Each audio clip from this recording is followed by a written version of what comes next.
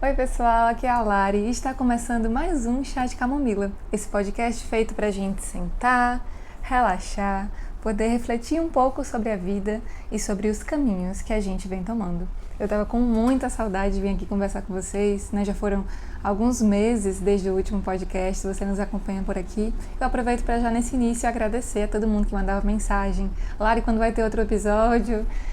Lari, adorei conhecer o seu trabalho, continue, enfim, esse incentivo é sempre muito legal para essas fases que a gente, né, precisa de um pouco de ânimo para dar conta dos nossos projetos, dos nossos sonhos. Então estou aqui de volta para falar sobre um tema, como sempre, muito caro, um tema que eu acho que é muito especial e importante para todo mundo, seja católico ou não, né, professando uma fé ou não, que é a espiritualidade, né, é uma espiritualidade possível para o tempo de hoje, né? Para esse tempo que a gente vive, esses corres da vida adulta, que parece que não sobra tempo para mais nada além de trabalhar. Eu já falei algumas vezes para vocês, que me acompanham aqui sabe que nesse ano de 2024 eu ingressei no doutorado, eu sou jornalista, faço doutorado em comunicação e desde o mestrado eu venho estudando uma área de pesquisa, né, que investiga sobre o trabalho, as mudanças no mundo do trabalho. Eu vou tentar resumir aqui o que eu me proponho a fazer na minha tese, né, em 30 segundos. É analisar as mudanças no mercado de trabalho a respeito da precarização, né, dos trabalhadores, com a chegada das plataformas, né, com a plataformização do trabalho, em especial do influenciador digital, que é uma das profissões que mais cresce no mundo, né, no nosso país, aqui no Brasil, e se essas dinâmicas do mercado, né, que exploram o trabalhador, a revelia, né, dos seus direitos, ela também se repete dentro desse ambiente da plataformização, né? Ou ele caminha para um processo mais otimista, digamos assim, né? No mundo do trabalho, que seria a profissionalização, né, dessas pessoas, para não depender somente da plataforma, mas virarem realmente empreendedores e terem um mercado de trabalho mais justo, mais igual, com mais oportunidades para ter qualidade de vida. Ou se ao contrário, né, essa plataformização do trabalho vem colaborando para um novo tipo de escravidão, né, uma escravidão digital. E aí a gente sabe que as consequências são muito perigosas para todos nós, independente de sermos influenciadores digitais ou não. Nessa época que eu estou gravando o podcast, né, existe uma grande discussão em vigor aqui no Brasil, que é o fim da escala 6x1, né, onde os trabalhadores trabalham 6 dias na semana e folgam 1. E a gente bem sabe, você, eu, trabalhador, adulto, nesse país tão desigual, né, que em um dia a gente não consegue fazer nada, porque não dá para descansar, não dá tempo a arrumar as demandas de casa, não dá tempo de se dedicar aos filhos, não dá tempo de fazer nada, né? É uma rotina muito exaustiva, onde a gente vai colaborando, claro, para a máquina capitalista, para os grandes empresários continuarem lucrando, mas o trabalhador, né, a maior parte das pessoas, eu e você, a gente deixa de ter qualidade de vida, que é o grande objetivo quando a gente trabalha, né? Ganhar nosso dinheirinho, não só trabalhar, mas poder ter tempo de viver, né? Não escolher viver somente quando a gente se aposentar e ainda se aposentar. São muitas discussões, né, que levantam tantas pautas, mas o que eu queria levantar aqui para vocês é que o mundo parece que cada vez mais diminui a oportunidade que a gente tem para viver a nossa espiritualidade, viver a contemplação. Tem um filósofo que eu gosto muito, e eu sempre cito ele aqui porque ele tem um texto muito acessível, né? Tem livros assim que não são somente voltados assim para a academia ou para os seus colegas do meio, né? Mas são livros realmente para que as pessoas tenham acesso às discussões filosóficas, né? E ele é um filósofo coreano chamado Byung-Chul Han, é um nome um pouco difícil, eu sempre chamo ele só de Han. E aí, num livro que é o mais conhecido dele, acho que ele lançou em 2015, A Sociedade do Cansaço, ele tem uma frase que eu adoro repetir e eu acho que mudou muito a minha concepção, assim, né, a respeito da importância da espiritualidade para o ser humano. É que o que ele diz, o que nos diferencia dos animais, né, o que diferencia o homem de um animal, é a capacidade de contemplar. E aqui eu não falo contemplar somente assim no sentido de fazer uma meditação, uma prática espiritual, mas meditar de questionar os porquês das nossas ações. Né? Por que as coisas são assim? Por que essa lei é assim? Por que as pessoas julgam dessa forma? Por que eu tenho que me portar, me vestir? Enfim, questionar. Isso é saudável, é próprio do ser humano. E quando a gente não tem tempo para pensar nessas discussões, a gente vai se tornando cada vez mais animais. Não é duro escutar isso, mas não é tão concreto também, né? Tem um episódio, eu sou mãe de 2 filhos pequenos, então eu sempre vou citar desenhos que eu acho legal. E aqui, mais de uma vez, eu já trouxe, acho que o Bluey, né? Que é um desenho que está disponível, acho que atualmente está disponível no Disney+. Tem alguns episódios gratuitos no YouTube também. E esse episódio, que eu acho maravilhoso, ele se chama... Deixa eu verificar aqui. É uma brincadeira que elas fazem com o pai dela e se chama Nascido Ontem. Nascido Ontem, assim, é realmente alguém que nasceu ontem, né? Que não sabe de nada. Então, ela não sabe o seu nome, não sabe para que serve uma cadeira, não sabe que o nome da cadeira é cadeira, né? Uma pessoa, assim, zerada na vida, né? E aí elas fazem isso com o pai. Ah, pai, vamos brincar de Nascido Ontem. E o pai delas, que se chama Bandit, né? Um desenho de cachorrinhos, assim. A Bluey tem a irmãzinha Bingo e mora elas duas, o pai e a mãe, né? E o pai delas, Bandit, é esse Nascido Ontem, né? Que vai questionando tudo. Mas o que é isso? O seu nome e tal. E o desenho todo se desenrola nessas surpresas, né? Ele tem que exercitar esse olhar de quem nasceu ontem, de quem não sabe de nada.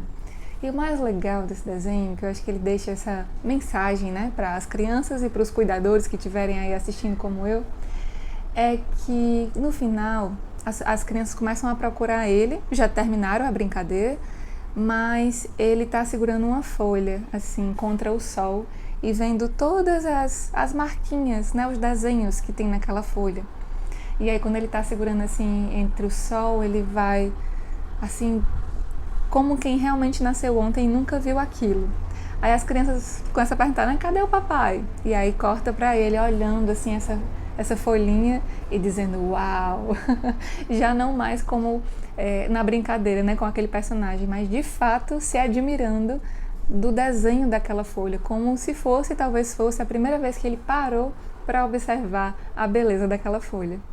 E de onde, né, gente, a gente no nosso cotidiano, nessa correria alucinante, né, do mercado de trabalho, dos nossos compromissos aí no dia a dia, de onde a gente vai tirar tempo, né, para parar, ser esse nascido ontem, assim, de admirar uma coisa pela primeira vez, de ter tempo de fazer uma coisa pela primeira vez, que não seja algo imposto pelo nosso trabalho, né, para ganhar dinheiro, mas seja uma iniciativa nossa. Hoje eu vi uma mensagem nas redes sociais, quando eu estava me preparando para gravar aqui para vocês, e eu achei muito parecido com a dinâmica desse episódio, né? A frase dizia mais ou menos assim: buscar os olhos do turista, que enxerga beleza no que para nós é cotidiano. É muito engraçado quando a gente vai ser turista, né, nos locais, assim, que a gente... Eu moro aqui em Natal, né, uma cidade litorânea, e aí eu vejo muita gente passando, assim, pelas ruas, num bugre, assim, né, com roupa de praia, com óculos, chapéu e gravando, assim. E eu acho graça, assim, porque eu tô com roupa de trabalho, tô ali no meu dia a dia, indo na farmácia, deixando meus filhos na escola, e aquelas pessoas estão ali com aquela roupa de praia e tal. E aí, nesses momentos, parece que é que eu me lembro, eu moro no litoral. É verdade, a minha cidade é turística, né? As pessoas vêm conhecer as praias e tal. Porque para eles é tudo uma novidade, né? O que eles estão vendo, o clima, as praias, o que para mim é cotidiano, para o turista ele quer fotografar tudo, né? Ele quer registrar tudo, porque ele tá com um olhar aguçado para descobrir coisas novas, enquanto eu tô só querendo ali cumprir os meus deveres no dia a dia.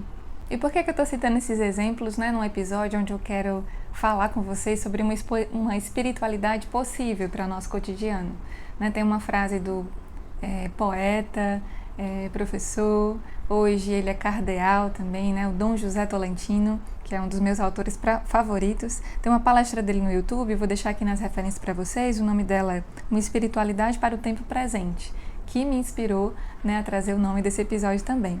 E ali na palestra, acho que são 4 vídeos no YouTube, mais ou menos 1h30, 2 horas, ele diz essa frase aqui: o cristianismo ele não é só para nos apontar para a vida além, né, para a vida eterna, mas nos fazer viver aqui uma experiência feliz e com sentido. Essa espiritualidade, né, ela que vai fazer com que a gente esteja atento ao nosso dia a dia, a enxergar eles como alguém que nasceu ontem, né?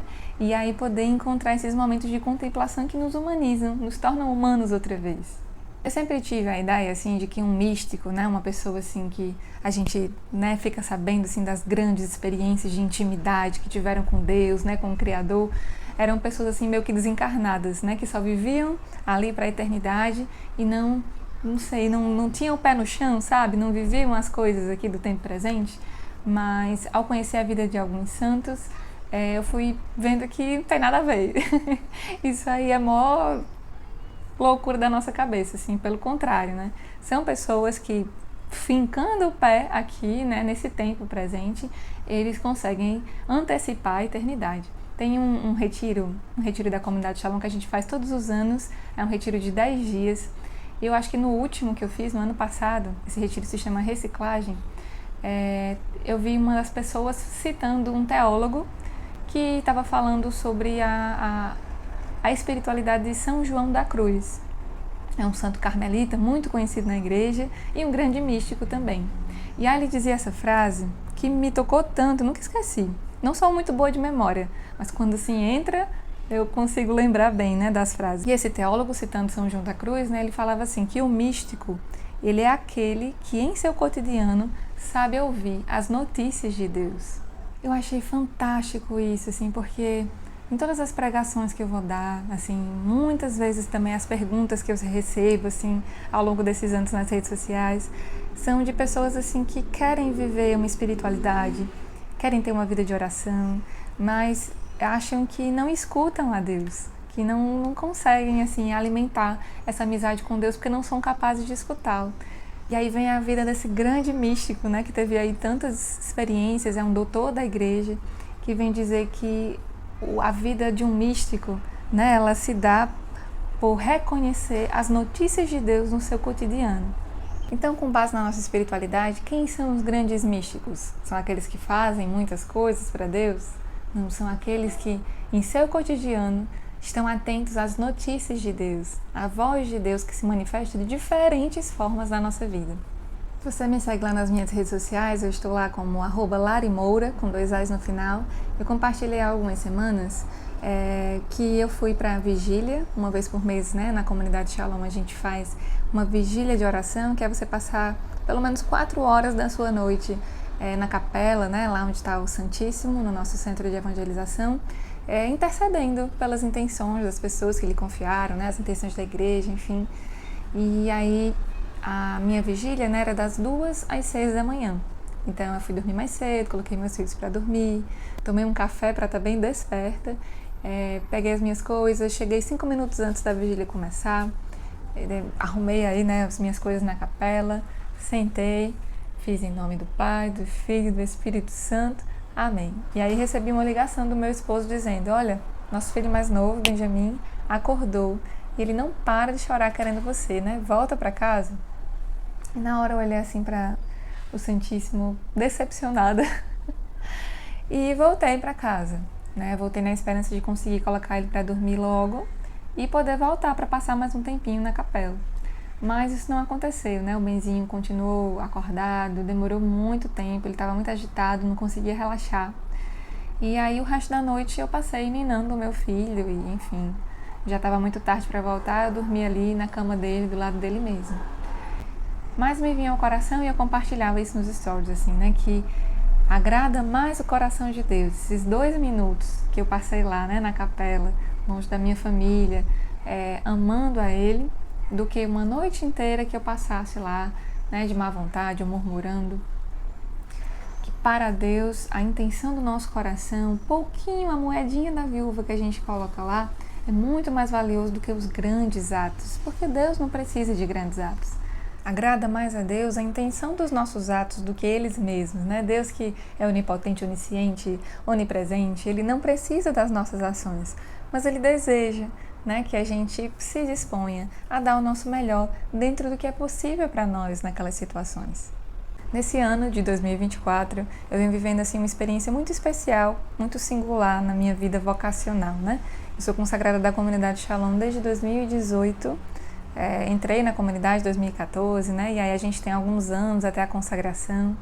E depois de alguns anos da consagração, nós podemos fazer as nossas promessas definitivas, que é onde, em uma santa missa, né, com os irmãos, a gente faz um ato assim, de oferecimento da nossa vida, de consagração para sempre, né? Não mais eu vou fazer uma renovação ali todos os anos, mas eu vou prometer ali diante de Deus e dos meus irmãos que, com a graça e a misericórdia de Deus, eu vou viver para sempre essa vocação. E aí, como é uma resposta muito séria, né, exige também uma preparação muito séria. Fazia alguns anos que eu já podia, né, me preparar para isso, mas eu não me sentia pronta e de fato ainda não me sinto. Mas no início desse ano, perdi uma irmã muito cara. Foi uma irmã da comunidade que ingressou comigo, né, lá em 2014. Ela foi a gente chama o grupo, né, lá dos consagrados, de célula. E aí a Neide, ela teve uma doença, uma enfermidade, faleceu muito rápido, foi muito chocante para a sua família, para todos nós que a conhecemos. E eu lembro que quando fui para o velório dela e vi ali, né, o corpo dela, as pessoas comentavam, né, a Neide tinha pedido para fazer as promessas definitivas dela. Né, ela estava se preparando para esse dia como quem se prepara para um casamento. Tinha fechado as lembrancinhas, um buffet, uma recepção, enfim. Ela estava contando, né, com esse dia para dar o sim eterno dela a Deus. E aí quando eu olhei para a Neide, me veio muito uma pergunta ao coração, né? O que você está esperando para dar o seu sim a Deus, né? O amanhã não te pertence, né? Você só tem o hoje para dar esse passo. E o que é que você está esperando? E eu lembro que aquilo me motivou a partilhar, né, com os meus formadores e a fazer o retiro inicial, né, desse caminho. Muito motivada por essa experiência e não no sentido assim de me achar pronta, né, de achar que aquele era o tempo, mas somente com o desejo de me dispor mesmo ali diante de Deus e deixar Ele fazer o que Ele quisesse, né, com a minha disposição. Nos primeiros meses, né, eu consegui ali dar check nos compromissos que a gente precisa fazer, né, que são muitos, retiro pessoal, leituras, formação comunitária pessoal todos os meses, fui ali dando gás, né, mas conforme o tempo foi passando, chegou ali o mês de julho, iniciou esse período de campanha eleitoral, onde meu esposo também estava trabalhando, exigia mais dele, e eu não tive tanta disponibilidade, né, para fazer os retiros, enfim, as coisas, e eu fui desanimando. E aí eu lembro que um dia estava ali mais dispersa em relação às notícias que Deus tinha para me dar ali no meu dia a dia, porque eu me fechei e pensei, se eu não estou conseguindo fazer, não é para ser agora. Mas eu fui num Carmelo, era uma data comemorativa, não lembro bem qual, e as irmãs, né, que são muito do nosso convívio, a madre é minha madrinha espiritual, né, ela sabe que eu estava trilhando, estava fazendo os retiros, alguns dos retiros eu tinha feito lá no Carmelo, então ela sabia desse processo, né, que eu vivia. E aí quando ela me viu, ela disse assim, e a sua missa? Se referindo, né, às promessas definitivas, né, como quem diz, e aí, né, você deu esse passo, pediu? E eu lembro que na hora eu fiquei assim, como quem teve um choque, porque não era algo mais que eu pensava como uma hipótese para eu continuar seguindo nesse ano. E ela disse assim, você ainda está discernindo, né? Eu falei, tô, madre. E fiquei caladinha, né? Mas aquela pergunta continuou ressoando aí no meu coração. E aí eu entendi que ela era uma dessas notícias de Deus, né? Que eu devia pescar e dar atenção. E aí eu lembro que eu fui rezar, fui lá, né, para a capela, diante do Santíssimo, que para nós cristãos, né, é o próprio Jesus. E aí eu sentia que ele me dizia assim, eu quero você do jeito que você está. E eu pensava assim, mas eu não tenho nada para oferecer, né? E Jesus me dizia, é assim que eu quero você, né? Desse jeito. Eu quero você assim, ruim, desse jeito, infiel, inconstante. Assim que eu quero você, inteira, não me dê partes, assim, desse jeito. E eu levava isso para minha formadora, né? Que me ajudaria, né, a fazer esse discernimento de pedir à comunidade ou não nesse ano. E aí eu continuei dando esses passos e a minha última formação, né, quando eu ia tomar essa decisão, né, de fazer esse pedido ou não à comunidade, a minha formadora disse uma frase que eu achei tão bonita e marquei aqui para dizer para vocês. Ela dizia, Larissa, o discernimento, né, que nós vamos fazer não é um check, né, daquilo que você cumpriu ou não. É um discernimento para ouvir a vontade de Deus. E aí eu achei isso tão belo, tão bonito, de seguir com esse pensamento para a minha vida espiritual como um todo, né? A minha grande preocupação, né, uma vida espiritual possível para mim e para você, é essa vida que não se preocupa em dar check somente, né, nos compromissos, nas coisas que a gente se dispõe, seja você de comunidade como eu, ou tenha outra forma, né, de viver a sua espiritualidade, ou outra religião. Não é isso de dar check, né, mas é de ouvir a vontade de Deus, né, de viver atento a essas notícias que Ele nos dá no nosso dia a dia, na nossa vida contemplativa, que é uma vida que nos torna seres humanos, né, não somente animais ou massa de manobra para os grandes empresários, as grandes empresas, mas seres humanos, né, seres capazes de pensar, de contemplar as notícias de Deus no nosso dia a dia. E aí, dando um spoiler para vocês, né, eu fiz esse pedido à comunidade, a resposta só sai lá para perto da Páscoa de 2025, né, precisa de bastante tempo porque nós temos irmãos pelo mundo inteiro, então é um discernimento longo, mas com muita paz no coração, né, eu divido com vocês porque eu serei muito feliz se a comunidade me pedir para esperar um pouquinho mais, ou acolher as minhas promessas definitivas, né, e eu poder fazer isso na Páscoa de 2025. Mas eu serei muito feliz com ambas as opções, porque eu escutei a vontade de Deus, né, e aprendi muito com esse caminho, né, que aqui é o meu lugar, né, essa é a forma com que eu vou ser aí mais atenta a escutar e a viver a vontade de Deus para a minha vida, né, que me faz feliz, né, não só olhando para a eternidade, mas me faz feliz no hoje, dá sabor à minha vida no hoje. Tem um episódio muito especial assim da minha vida vocacional, e eu não digo não só vocacional porque eu não acho que o ser humano ele é dividido por gavetas assim, né? Existe uma coisa aqui, outra aqui, não. Um fato, uma área da vida, né, ela vai mudando todas as outras. Mas aconteceu assim no âmbito da minha vocação, né? O nosso fundador na comunidade Shalom é um homem cearense, né? O nome dele é Moisés Azevedo. Ele ainda está vivo, assim, né? Muito jovem, tem muita saúde, graças a Deus. E no dia que eu conheci ele, a comunidade estava celebrando 30 anos, né? Foi um evento lá em Fortaleza. E resumindo assim, rápido, né? Quando a gente se aproximava dele, muitas pessoas estavam aí desejando a ele os felizes 30 anos da vocação, né? E eu me aproximei nesse intuito também. Mas quando eu cheguei perto dele, né? Tinha 6 meses na obra, né? Que assim, 6 meses participando de grupos de oração, ainda estava conhecendo a comunidade. Mas me veio assim no coração uma pergunta que eu pensei e fiz ali espontaneamente, né? Eu senti que era o próprio Espírito Santo, né, que me motivava assim a fazer aquela pergunta para ele. E eu perguntava assim: Moisés, primeiro eu perguntei, né? Posso te fazer uma pergunta? E aí ele pegou na minha mão assim, né? Ficou com os olhos muito fixos, que nosso fundador é muito intenso, e ficou esperando. E aí eu disse assim: eu tenho no meu coração um desejo de ser missionária, mas como eu posso saber se isso é minha vontade ou vontade de Deus? Acho que essa é a pergunta que eu mais recebo assim nas minhas redes sociais, né, quando eu trato sobre vida de oração ou quando eu vou dar uma pregação sobre isso. E anos depois eu descobri que é a pergunta preferida do Moisés também. E aí ele me respondeu assim: minha filha, pergunte para Deus nas suas orações, né? É Ele mesmo quem vai te responder isso. E para mim, por mais simples que tenha sido essa resposta, ela foi essencial para eu entender que a comunidade, né, ela era guiada não pela voz de um homem, no caso Moisés, mas pela voz de Deus. E a partir dali, tudo que eu fosse fazer na minha vida, eu iria buscar essa voz, né, que se comunica comigo, que se comunica comigo por meio da palavra de Deus, por meio dos meus irmãos, por meio de um pássaro que passa aqui pela minha janela enquanto converso aqui com vocês, né? Esse Deus que ele dá muitas notícias, né? Como um grande apaixonado, né? Que quer presentear e estar presente na vida da sua amada, do seu amado, todos os dias.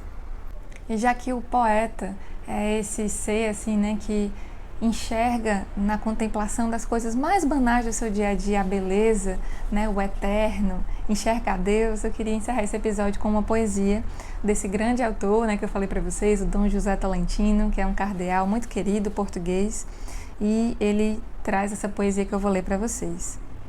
Estás a ouvir? Perguntou o príncipezinho. Acordamos o poço, ele se pôs a cantar. Não se espera que existem poços no deserto. O pequeno herói de Saint-Exupéry, porém, garante: o que torna belo um deserto é que ele esconde um poço em algum lugar. Resmungamos com a vida, falta-lhe algo, nunca nada é perfeito, nada está acabado ou resolvido. É como se estivéssemos a jogar um jogo insolúvel. Se temos o poço, falta-nos a corda. Se temos a corda, falta-nos o balde. E se temos a corda, o balde e o poço, falta-nos a força de ir até o fundo da nascente, buscar a água que nos descendenta. O Principezinho declara que não nos falta nada. Cada um de nós tem tudo o que precisa para experimentar a alegria. Não é um problema de conhecimento, é uma questão de olhar. Olhar para o que somos e para o que nos rodeia com um coração simples, capaz de perceber o dom que nos habita. Pois, se encostarmos o ouvido, mesmo junto das nossas maiores derrotas, compreenderemos que a vida canta.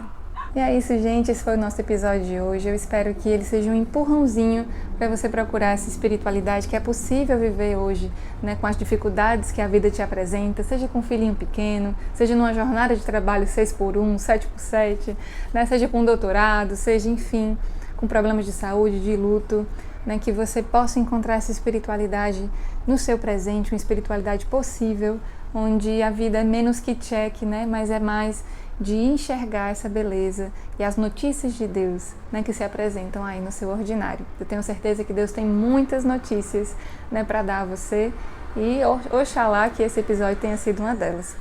Um beijo bem grande. Se você gostou desse episódio, não esquece de compartilhar com seus amigos, seus familiares e também me mandar um feedback aqui nos comentários de onde você está assistindo, seja no YouTube, no Spotify, e me procurar lá nas redes sociais, @Lari Moura. Um beijo, Deus abençoe e até a próxima.